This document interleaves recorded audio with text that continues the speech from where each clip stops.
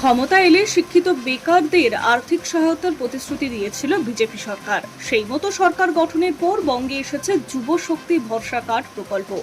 পূর্ববর্তী তৃণমূল সরকারের যুবসাথীর আদলে এই প্রকল্পের মাধ্যমে রাজ্যের বেকার যুবক যুবতীদের জন্য মাসিক আর্থিক সহায়তা, বেকার ভাতা প্রদান করা হবে। ইতিমধ্যেই বাজেটে এই প্রকল্প সম্পর্কিত বড় ঘোষণা হয়ে গিয়েছে। ফেব্রুয়ারি মাসে রাজ্য বাজেট থেকে জানানো হয়েছে আগামী অক্টোবর থেকে যুবশক্তি ভরসা কার্ড চালু হবে রাজ্যে। এর মাধ্যমে স্নাতক বেকারদের মাসে ৩,০০০ টাকা এবং যারা ন্যূনতম মাধ্যমিক পাস কিন্তু স্নাতক নন তাদের মাসিক ২,০০০ টাকা করে আর্থিক সাহায্য প্রদান করা হবে। রাজ্য সরকারের ঘোষণা অনুযায়ী দুর্গাপুজোর আগেই চালু হতে পারে যুব শক্তি প্রকল্পের অনলাইন পোর্টাল।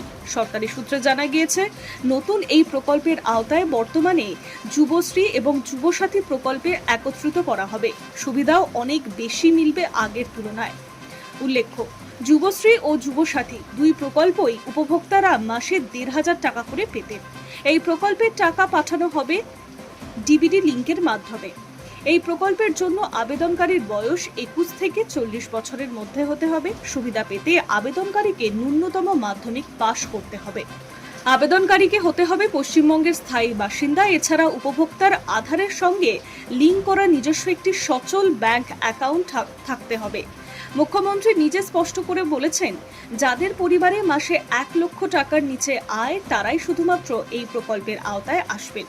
যতদিন পর্যন্ত কোনো কর্মহীন যুবক বা যুবতীর কর্মসংস্থান না হচ্ছে ততদিন সরকারের তরফে শিক্ষিত বেকারদের পাশে থাকার আশ্বাস দেওয়া হয়েছে। ইতিমধ্যেই ভরসা কর্মসূচি প্রকল্পের জন্য যুবশক্তি ভরসা কার্ড পোর্টালও তৈরি হয়েছে।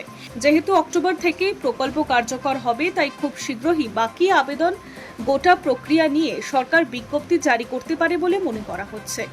এই প্রকল্পের আবেদনের জন্য নথি দরকার, সেগুলি হচ্ছে ছবি, ভোটার কার্ড, আধার কার্ড, বার্থ সার্টিফিকেট, মাধ্যমিক পরীক্ষার অ্যাডমিট কার্ড, ব্যাংক অ্যাকাউন্টের ডিটেলস, শিক্ষাগত যোগ্যতার শংসাপত্র।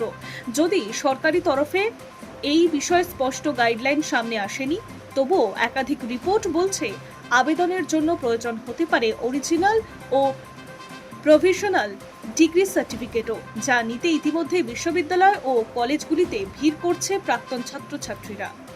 High News network.